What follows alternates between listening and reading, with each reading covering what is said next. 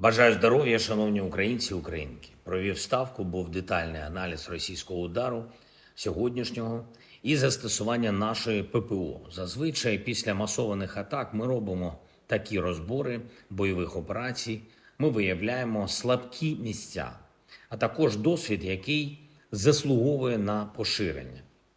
Сьогодні були всі необхідні доповіді щодо цього. Особлива увага ефективності застосування нашої протиповітряної оборони.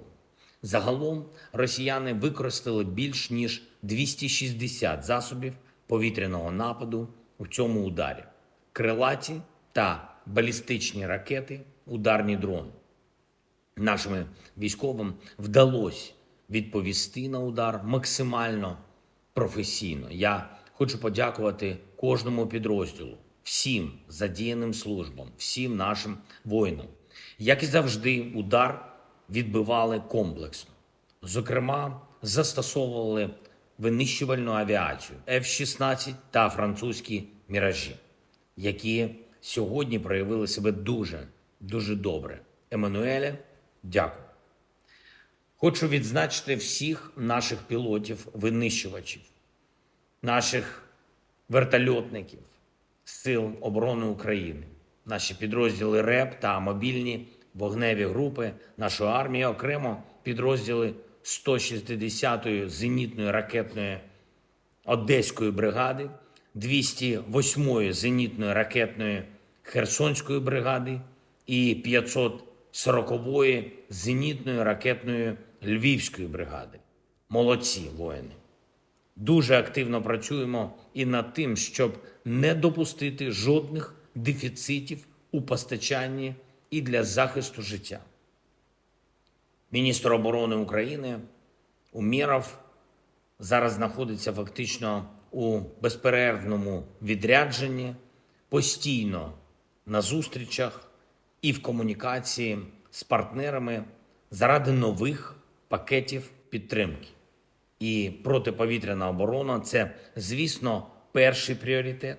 Сьогодні цей удар Росії по нашій енергосистемі, по наших цивільних об'єктах відбувся так буденно для Росії, так підло і так цинічно, як і завжди. Наче взагалі немає жодних намагань України і світу закінчити цю війну. Україна готова до миру якнайшвидше. Ми запропонували конкретні кроки, і кожен день нові російські удари. І сама реальність доводять, що саме Росію треба примушувати до миру, до зупинки війни, до реальної дипломатії, до гарантування безпеки і до надійного тривалого миру. Я дякую всім, хто допомагає Україні, усім, хто підтримує нашу державу, наших людей, нашу оборону і просто правду. І ще кілька речей. За цей тиждень ми значно збільшили підтримку в Європі. І по лінії ЄС, і від окремих країн. І є особливо сильне рішення від Норвегії по фінансуванню нашої стійкості. Рівень анонсованої допомоги в цьому році збільшено до 7,7 мільярдів доларів. І більша частина буде спрямована на виробництво зброї в Україні. І це дуже допоможе. Я дякую. Очікуємо також рішення інших країн Північної Європи. Франція прискорить свою безпекову допомогу. Нідерланди готові інвестувати 700 мільйонів євро у виробництво дронів. Є нові вже рішення балтійських друзів щодо підтримки. Є хороші безпекові домовленості з президентом ЄС Коштою і президенткою Єврокомісії фон дер Ляєн. Готуємось до зустрічі на рівні керівників генеральних штабів у Франції. Ми продовжуємо працювати з нашими партнерами, які хочуть миру, так само хочуть, як і ми, над відповідними кроками.